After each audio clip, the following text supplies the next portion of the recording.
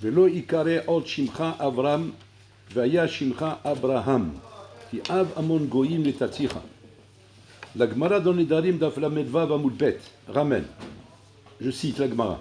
Amar Rami bar Ami. Ktiv, il est écrit Avram, Ktiv Abraham. Dans la Torah, nous avons au début les textes de la Torah qui écrivent Avram sans le He. Et après, par la suite, on a les textes de la Torah où c'est écrit avec un He, Abraham. Alors la Gemara dit comme ça. Bitrila, c'est quoi ces deux choses, ces deux niveaux? Et pourquoi ces deux choses sont marquées dans la Torah? Peut-être la Torah, elle aurait dû directement me ramener Abraham avec le He directement. C'est ça qui est important. Pourquoi me ramener cette période où il était sans le He et cette période où avec le He? Alors, si la Torah c'était un journal ou bien un livre qui explique la vie d'un Ben Adam, comment on appelle ces livres-là? La biographie d'un Ben Adam. Alors je comprends, c'est normal. Tu me fais la biographie, tu dois me donner toutes les étapes. La Torah, c'est pas une biographie. La Torah, c'est pas un journal. Ouais. La Torah, c'est des règles bien précises qu'on t'enseigne où chaque mot n'est pas en trop. Chaque lettre, chaque ignanim. Donc, si c'est pas une histoire, si c'est pas une biographie, c'est pas un journal, alors il demande pourquoi tu as besoin de demander qu'au début il s'appelait Avram et après il s'appelait Abraham. Forcément, il y a une nafkamina. S'il n'y a pas de nafkamina, ça ne m'intéresse pas de savoir ce déroulement de l'histoire. Le déroulement de l'histoire, il n'y a aucune nafkamina pour moi. Alors la Gemara répond. Regardez ce qu'il dit. Mitrila, c'était pour t'apprendre qu'au début, Imlicho akadosh bohu al-mataim ve'arba'im ve'shlosha evarim. C'était pour t'apprendre qu'au début, on l'a fait régner Abraham Avinu sur 243 membres. Oui, qui correspondent à la Gematria Avram. Oui. Ou le Bassof, Imlicho akadosh bohu al-mataim ve'arba'im ve'shmona evarim. C'est-à-dire le He en plus. Donc on a ajouté 5 evarim. 5 évarim en plus sur lesquels maintenant il domine. C'est quoi les 5 membres hein? C'est quoi les 5 membres en plus? Les 5 membres en plus, c'est les yeux, les oreilles, le nez, la bouche, l'odorat et les doigts, et le toucher. 5 sens. Les 5 sens, c'est les 5 sens, en plus qu'on lui a donné. Comme si que, jusqu'à maintenant, Kaviachol, il utilisait ces 5 sens, mais il n'était pas Melech Alem. Tu vois? Et qu'après, quand il a ajouté le He, il est devenu Melech Alem. On voit ce que ça veut dire. Comme ça, diagma. Vimne, beomram, imlicho akadosh bohu. Alors sur ça, maintenant, les Mfarshim posent une question. Il dit, pourquoi tu me dis imlicho?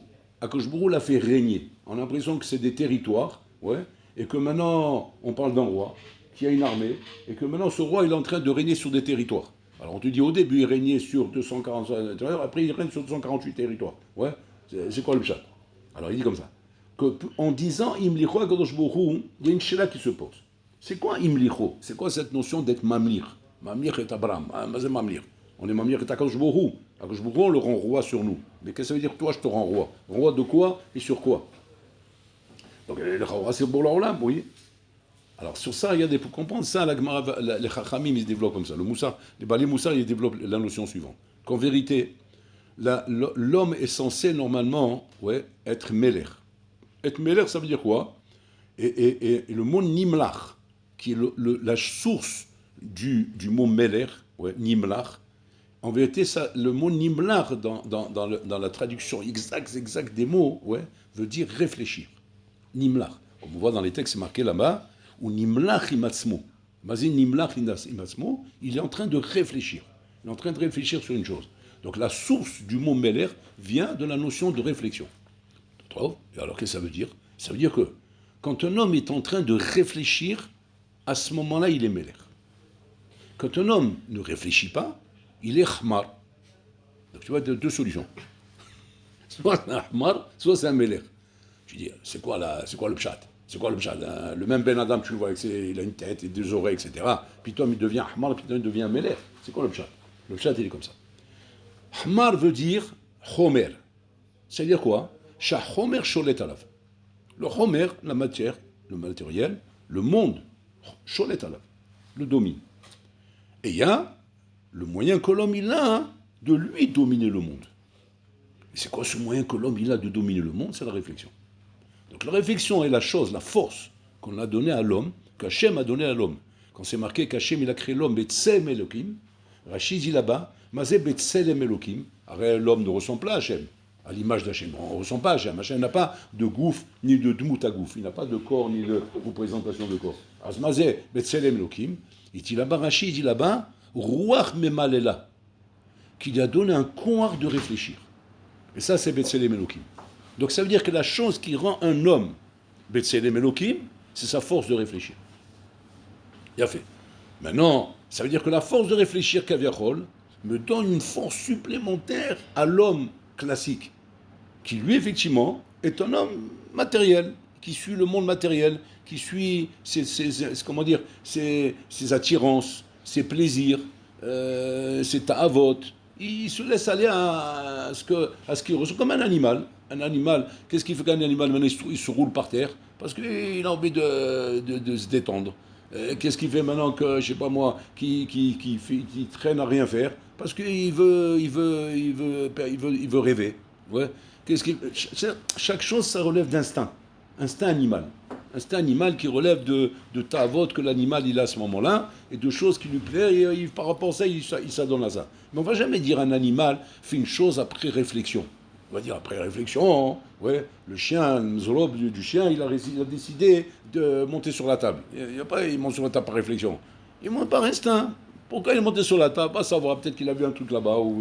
Mais c'est des instincts, c'est pas de la réflexion qui l'amène là-bas. Sa réflexion n'existe pas chez l'animal. Tout est en fonction d'instinct. Et même quand tu le vois faire des choses a priori qui ont l'air intelligentes, parce qu'ils ont des attitudes des fois un peu intelligentes, surtout le chien. Ouais, mais en vérité, non, c'est du domptage. C'est un domptage. Dompté. On l'a dompté. On l'a appris à répondre à des choses. Mais ce sont que des réflexes. Ce ne sont pas des réflexions. Il n'y a pas chez un animal la réflexion. La réflexion n'existe que chez l'homme. Mais attention. Maintenant, chez l'homme, ça se divise encore en deux, la réflexion. Il y a Chochma Bagoim Ta'amin et il y a Torah Bagoim Al Ta'amin. Donc c'est que la réflexion se divise encore en deux parties, qui est la réflexion générale et commune à toute l'humanité, qui est même l'égoïme, c'est-à-dire Chochma Bagoim Ta'amin. Il y a la Chochma chez l'égoïme. Effectivement, tu vas voir pitom un homme goy, ouais, qui n'a pas de Torah, et qui a priori suit ses instincts, ses attirances, ses plaisirs, mais qui a quand même la force de réfléchir, contrairement à l'animal. Donc il a un truc qui le rend un peu plus vaut qu'un animal, un goy. Pour ça on te dit, Chochma Bagoim Ta'amin. Et on le voit, les goïms peuvent faire des études, il peut devenir médecin, il peut devenir avocat, il peut devenir juge, il peut devenir tous les métiers qu'on connaît, etc. Un goy peut les atteindre grâce à sa réflexion. Maintenant, dans l'autre côté, on te dit Torah Bagoim Al Ta'amin. Et c'est là qu'on va essayer de comprendre c'est quoi la différence entre Torah et Chochma. C'est quoi la différence entre Torah et Chochma? Alors si les deux se servent de la même chose qu'un homme il a, c'est-à-dire de sa réflexion. Parce que c'est sa réflexion qu'on se sert. Quand on essaie de comprendre un Tosot, de quoi on se sert dans notre réflexion? De la même façon que quand on essaie de comprendre une équation mathématique, on se sert dans notre réflexion. Donc les Chaora, on se sert du même Kéli. C'est que les mêmes yeux qu'on regarde, que les mêmes oreilles qu'on entend, que la même bouche qu'on parle, avec le même matériel, c'est l'appareil, c'est le même appareil qui te donne ça ou qui te donne. Comme tu dis, c'est l'ordinateur. Tu donnes un sujet de réflexion, il réfléchit. Puis ah non, là il réfléchit plus de la même manière. C'est pourquoi? Parce que c'est un sujet Torah. Et là non, c'est un sujet Chol. Alors il réfléchit pas de la même manière. C'est débile. Il réfléchit de la même manière. Ouais, c'est tout. Il prend la logique et il réfléchit sur la logique. Comme on a aujourd'hui la logique artificielle. La logique artificielle, c'est quoi? C'est la réflexion, d'accord? Et tu poses une question à la logique artificielle. C'est ça comme ça qu'on appelle, hein? Pas logique. Intelligence artificielle. Tu lui poses une question de Torah, il te répond. Il ne va pas dire pitom, ah non, Torah Bagoim Al Ta'amin, je te réponds pas. Il va te dire, ah, c'est Chochma Bagoim Ta'amin, je te réponds. Non, il te répond à tout. Tu peux même poser des questions d'Ashkafa, de Moussar, de Khoulé, etc. Tu dis, voilà, Tata, il a dit ça, c'est juste ou c'est faux? C'est faux. 3 preuves contre lui. Tu vois, il peut arriver à me contredire, etc. et t'amener des raisonnements. Donc les Chora, tu vois que quoi? Que oui, voilà, il y a Torah Bagoim. C'est quoi le pshat? Le pshat, il est comme ça, regardez. Hein? La Torah, les Chora, on peut l'appeler Chochma a priori. On peut l'appeler Chochma, mais c'est pas la Chochma des Goïm. Ça n'a rien à voir. Torah, c'est lo Chochma. Torah, c'est lo Chochma. C'est ça qu'il faut apprendre. Et ça, c'est ce qu'on va essayer de comprendre ici. Abraham Avinu, à partir de l'âge de 3 ans, jusqu'à l'âge de 40 ou 48 ans, il y a une marloquette dans les Mfarshim, dans les Rishonim, où il a découvert Hachem, il se mettait à chercher Hachem. De quoi il s'est servi pour servir Hachem? Il s'est servi de son sechel. Il s'est servi de son sechel. Et il réfléchissait, il se posait des questions qu'un Ben Adam se pose. Mais à ce niveau-là, ils disent les Mfashim, ce sont des questions que même un goy peut se poser. Parce qu'à ce moment-là, il n'est pas Yehudi, il est goy. Abraham Avinu, il est goy, il ne faut pas avoir peur de le dire. Il n'y avait pas de juif encore. C'est goy. Après, il a décidé de devenir hébreu. C'est-à-dire, ivri, sha'alach misad hasheni. Il n'y a pas encore Yehudi. Hein. Yehudi, c'est une notion qui vient venir plus tard. Mais Moshe aurait été goy. Ouais. Donc, il y a l'hébreu, c'est-à-dire qu'il passe de l'autre côté. Il passe de l'autre côté, ça c'est l'hébreu. Mais ça, c'est pas encore Yehudi. La notion de Yehudi, elle vient beaucoup plus tard. Ça, on expliquera après si on a le temps. Et pour l'instant, on va s'arrêter d'abord sur Abraham Avinu. Abraham Avinu, pendant toutes ces années-là, presque 40 ans, il est en train de réfléchir sur la mitzvah de ce monde. C'est quoi ce monde? Est-ce que ce monde est, comme mon père me l'a appris, un monde païen où tout fonctionne avec des croyances et des idoles et des sipouri de Sartot, ouais, comme on me l'a appris jusqu'à maintenant? Ou bien non, bien ce monde, en vérité, il y a quelque chose derrière, il y a un secret derrière. Abraham Avinu cherchait. C'est un chercheur, quoi. C'est un penseur, si vous voulez. C'est un homme très intelligent, très chacham, comme on l'a vu chez les goyim, des penseurs, des philosophes, des gens qui ont fait des réflexions très poussées. Comme c'est l'a démarré Abraham Avinu. En tout cas, le point qui est fort chez Abraham Avinu, c'est qu'il se sert de son secret.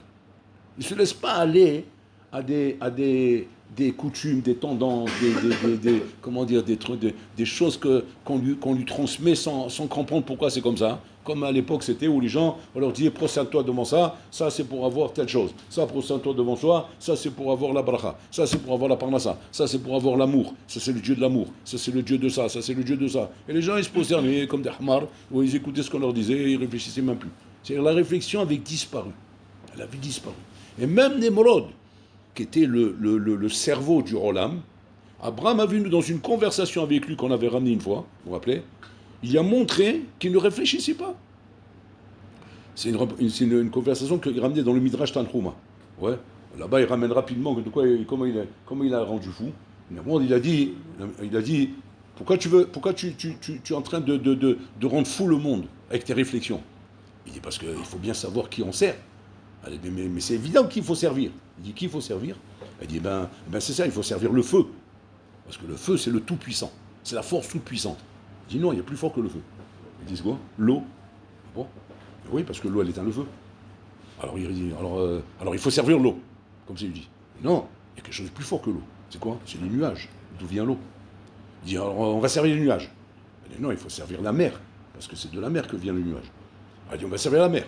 Elle dit, non, mais il faut servir le vent, parce que le vent, il pousse les nuages, la pluie ne tombe pas ici. Donc le vent décide où la pluie va tomber.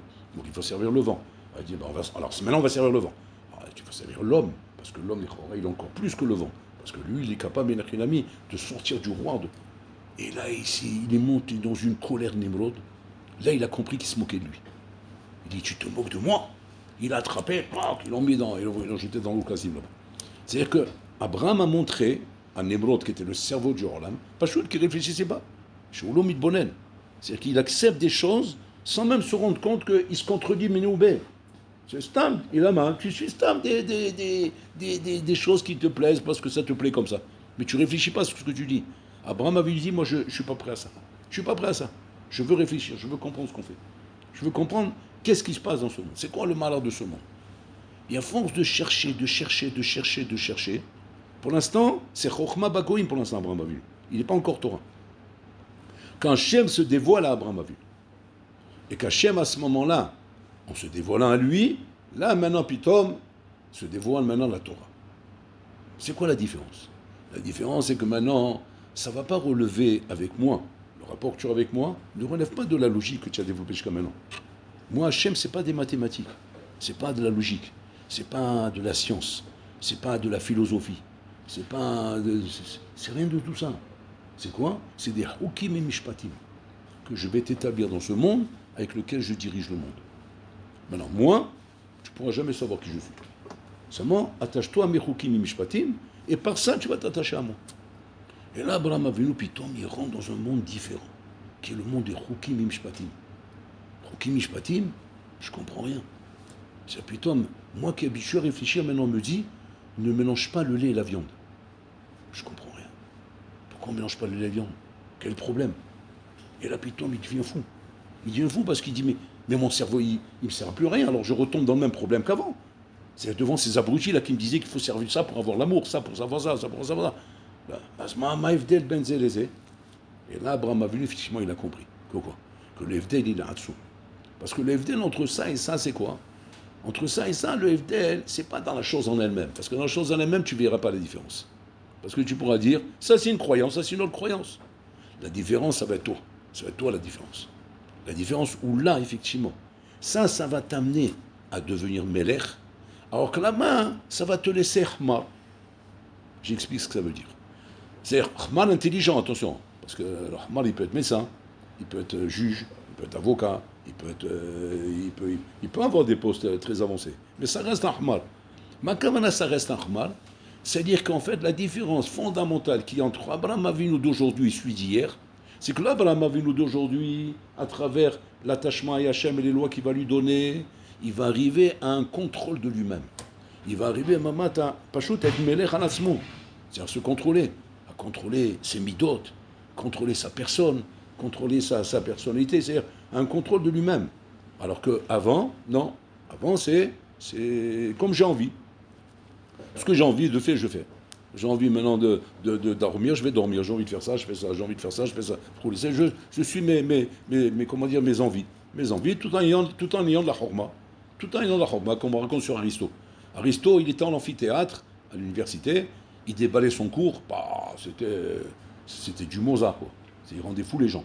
Les gens, ils voyaient, bah, c'est le maître de la philo. Donc les gens, ils étaient à plat ventre devant lui. Puis Tom, un jour, les élèves, ils avaient une question, ils sont venus chez Aristote à la maison. Parce qu'ils avaient une question, il n'y avait pas le téléphone à l'époque.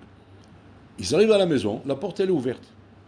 Bon, ils ont été tapés par politesse, il n'a pas dit d'entrer, ils sont rentrés. Qu'est-ce qu'ils voient?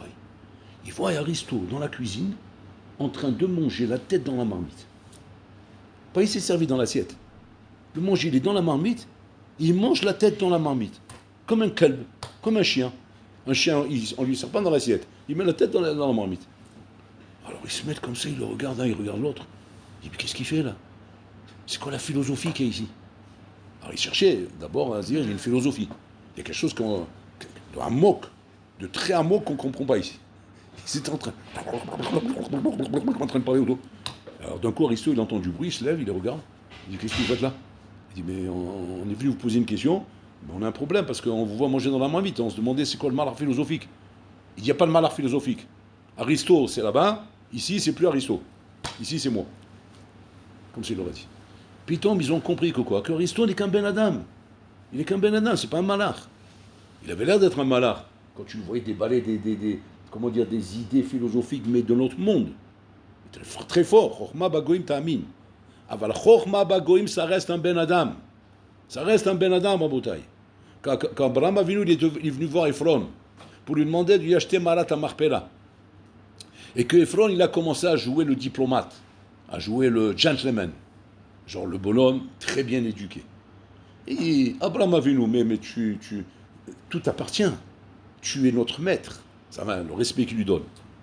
Après Abraham Avinu, il a dit non, je ne veux pas de cadeau. Je suis prêt à payer. 400 shekels au vers la socher. C'est une somme phénoménale à l'époque. Et là, Ephron, d'un coup, il voit l'argent. Il voit les billets comme ça. C'est pas il part en l'air, il voit les billets. Et là, qu'est-ce qu'il dit Ephron? Abamot shekel peni ou mencha mazé. C'est rien entre nous. Il lui fait qu'on monte par là, hein. Par ici la monnaie. Et là, Abraham Avinu, il lui donne. Et là, la Torah, qu'est-ce qu'elle fait? Ephron, après, à partir de là, il a écrit 100 vav dans la Torah. C'est-à-dire, il a perdu le vav. Ephron, avant s'écrivait avec un vav, malé, maintenant il s'écrit sans vav, chasser. Pour dire quoi? Chasser vav. C'est en fait, il a diminué de son niveau.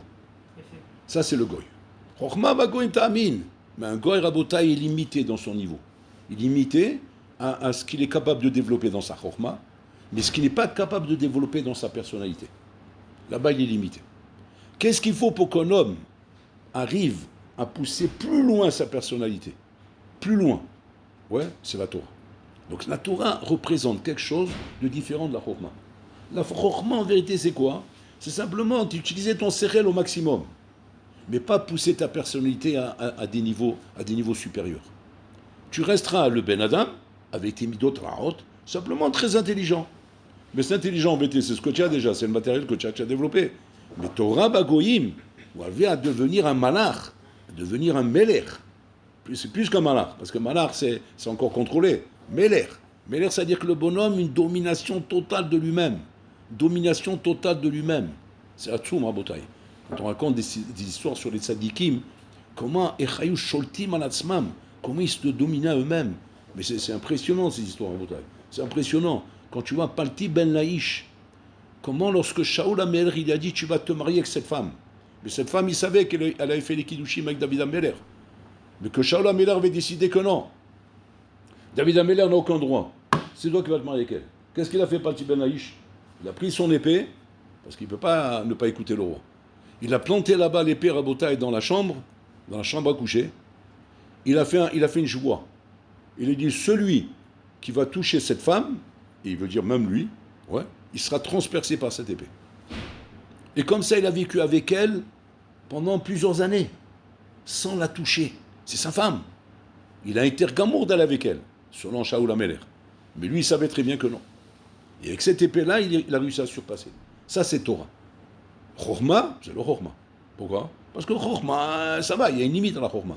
À un moment donné, ça c'est ta femme, tu vis avec elle en yichoud, dans la maison. Combien tu peux rester en yichoud avec elle sans la toucher? Personne ne croira. Personne ne pourra te croire de dire je ne l'ai pas touché. Mais la Torah, oui. La Torah, elle te dit oui, il est capable de ça. Il est capable d'être enfermé avec une femme et de ne pas la toucher. Ça, c'est la Torah. Un homme, il est capable avec la Torah. Avec la Chokhmah, non. Seulement, comme il y a un principe de Altamin Basmecha Yomotra, c'est pour ça qu'on t'interdit de te mettre en yichoud. Mais avec la Torah, normalement, tu es capable de ça. Et ça, c'est ce que la Torah vient nous dire ici. Que jusqu'à maintenant, Abraham Avinu Kaviachol, il dominait, il était mêlé sur 243 membres. À partir du moment où il a fait la Brit Mila et que maintenant il a reçu la Torah d'Hachem, là maintenant il est devenu mêlé sur 248 membres, c'est-à-dire sur tous ses membres. Il est mêlé complètement sur tous ses membres. Et ça, Rabotai, c'est la Torah Kedusha qu'on vient nous apprendre. C'est-à-dire que quand tu te demandes maintenant, qu'est-ce qu'il faut pour arriver, Rabotai, à être Oved Hachem? Être Oved Hachem, Rabotai, c'est pas simplement d'avoir un cerveau qui réfléchit, parce que ça, c'est Chokhmah Bagoïm. Chokhmah Bagoïm pourrait te laisser vivre des styrotes dans ta vie. C'est quoi vivre des styrotes? C'est le bonhomme qui étudie la Torah, mais qui n'est pas Mekayem ce qui est marqué dans la Torah. Il utilise le Shulchan Aruch, mais il n'est pas Mekayem ce qui est marqué dans le Shulchan Aruch. Ça, c'est un homme qui utilise la Torah comme une Chokhmah. Pourquoi? Parce que rien ne m'oblige. J'apprends, mais je ne suis pas obligé. Je peux être aristo, je mange dans la marmite. Là aussi, je peux apprendre à la Chol Shabbat, mais je suis Mechal Shabbat. Je peux savoir que c'est la sourde de parler la Shonara, mais je parle la Shonara. Je peux savoir que c'est la sourde de regarder des femmes dans la rue, mais je les regarde. C'est-à-dire quoi? Tu es toi, Chokhmah Bagoïm Tami. Ta Torah, c'est Chokhmah, c'est le Torah. Parce que si ta Torah, c'était une Torah, pas une Chokhmah, c'était une Torah, ouais, tu pousserais ton sechel jusqu'à ce que tu domines tes membres, jusqu'à ce que tu deviennes Meler, jusqu'à ce que tu arrives à respecter à la lettre toutes les lois de la Torah. Quand la Torah te dit ne parle pas d'ivrei chol beshabbat, ma bouche ne parle pas. Ah, mais maintenant j'ai quelque chose d'important à dire, ou j'ai envie de le dire. Un goy il dit, un juif non. Pourquoi? Parce que la Torah m'interdit de faire ça. Et ça, c'est Torah, c'est le Chokhmah. Un Chokhmah qui va comprendre une chose pareille, si ce n'est pas la Torah. Et donc ça, c'est la puissance Hatsuma qui est dans la Torah, où nous-mêmes, on doit comprendre ça, je veux dire comme ça. Fais attention, fais très attention, que quand tu te rends compte effectivement que tu as du mal à respecter les lois de Shulchan Aruch, ou bien certaines lois, certains mitzvot, et que tu as du mal là-bas, fais attention, c'est pas un stam, le fait qu'il y a du Yesara, et on a une Mechamik avec le Yesara, c'est pour ça que c'est dur, c'est vrai, c'est Emel qu'on dit comme ça. Mais c'est surtout parce que ta Torah n'est pas... Tu n'as pas de Torah là-bas, tu as une Chokhmah, mais tu n'as pas une Torah. Parce qu'avoir une Torah, c'est de se dire comme ça. Hachem m'a donné des kochot, il m'a donné un sechel, il m'a donné sa Torah. Maintenant qu'il m'a donné un sechel, il m'a donné sa Torah, je dois arriver avec ce sechel à respecter entièrement la Torah. Et c'est ça la différence qu'il y a entre Kabbalat Torah Be'al Sinai et Kabbalat Torah Be'Purim. Kabbalat Torah Be'Sinai, elle était faite Bekfia. Pourquoi Bekfia? Pourquoi tu as besoin de faire Bekfia? Dans la Torah, Beratson, ils ne peuvent pas. Et pourquoi ils ne peuvent pas? Parce que Pachout, il n'y a pas eu de réflexion là-bas, il n'y a pas de réflexion là-bas. On les a sortis d'Égypte, ils sont arrivés là-bas, ils sont arrivés au Mont Sinaï presque en 50 jours, et puis ils reçoivent la Torah. C'est trop rapide, il n'y a pas un travail de la personne. Lo yagata ou masata ta'amin, lo yagata ou masata ta'amin. Donc ça, les dekfia. Et le Chora, le Mamad al-Sinaï, c'est un niveau très haut, de niveau 1, ils ont vu des choses extraordinaires. Tu arrives à Purim, ils ont revu là-bas, c'est l'Esther Gamour là-bas. Là-bas, c'est Esther Gamour. Donc au niveau Rouhani, ils sont beaucoup plus bas. Et malgré tout, la Gemara a dit là-bas, Kimu V'Kiblo Yudim Bepurim. C'est-à-dire qu'ils sont à un niveau plus haut qu'à Sinaï. Quel est le chidouche qu'on veut nous apprendre ici? C'est-à-dire que la grandeur d'un homme, Rabotai, n'est pas évaluée par rapport au fait qu'il peut voir des miracles, qu'il peut voir des choses extraordinaires, qu'il peut voir des choses. Ça, même un goy, il peut voir ça. Même un goy, il peut voir des miracles, Rabotai. Et les vraves qui sont sortis de l'Israël, je crois qu'ils n'ont pas vu Zekiliban Verou, ils n'ont pas vu la traversée de la mer Rouge. Tout ça, on peut voir, Rabotai. La Torah n'est pas impressionnée par les miracles qu'un homme peut voir. Un homme peut voir des miracles extraordinaires, Rabotai. C'est pas ça le chidouche. Le chidouche, c'est combien ton sechel à toi, il t'amène à être Mekabel à Torah. Bester Gamour. Là où il n'y a pas de miracle, comme à Pourri. Aucun miracle. Tout était Alpiteva. Pour ça, on appelle ça Megillat Esther. Esther, c'est-à-dire Moustar. Il n'y a rien. Tout Alpiteva. Et par leur sechel, ils sont arrivés avec Mekayem la Torah Beratson.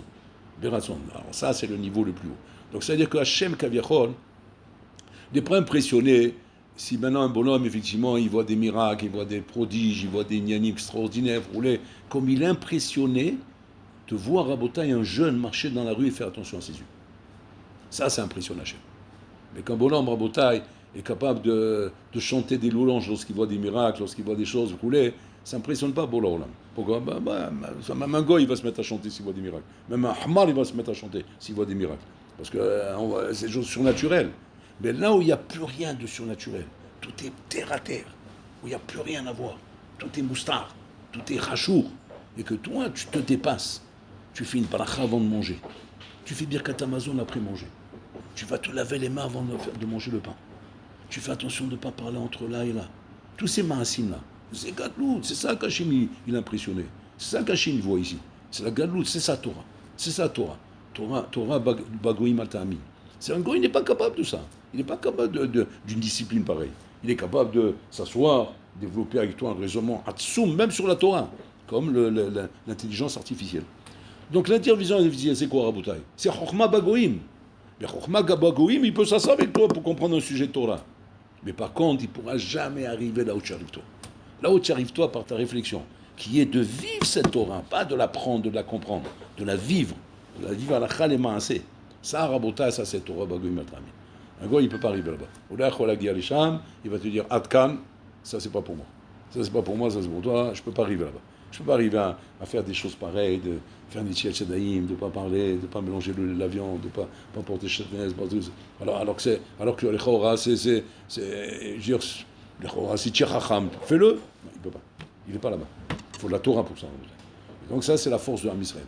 Donc la force de l'Am Israël, c'est combien toi, tu te vois capable, Enachinami, par cette rochma que tu as, d'arriver à la Torah d'Hachem. La Torah d'Hachem, c'est-à-dire la pratique de ces misos. C'est quoi la